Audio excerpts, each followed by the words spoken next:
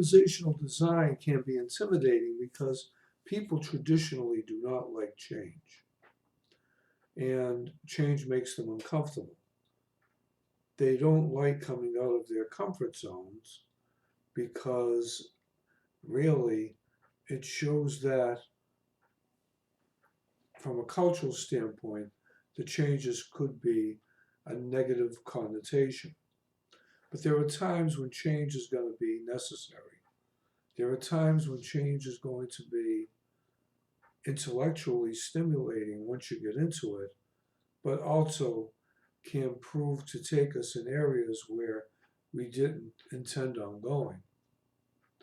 However, in order to survive in an organization and to remain competitive, we need to accept and, in some cases, embrace change because the consequences otherwise could be a little bit more traumatic. So, in this particular on this particular day, in your reading, listening, and viewing, you want to essentially accept the fact that, as we said in ending the previous day, that there can be multiple design elements in reorganizing a company. And it is true that such a comprehensive approach is intimidating and uncomfortable. So essentially, what we want to do is we want to use what is referred to as a change pilot. And change pilots are a way out of the dilemma that really prohibits us from deciding whether or not the change is going to be effective. So we do some testing and we do some surveys. So if you look at change pilots, they are change laboratories of sorts.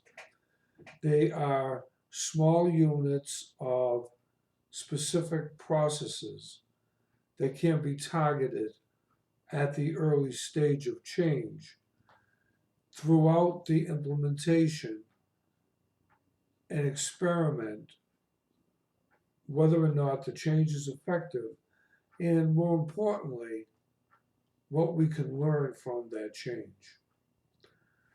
So this would be all part of our piloting redesign. Change pilots can focus on one business process, an interconnected set of activities that can dramatically change inputs to outputs. And this conversion is essential.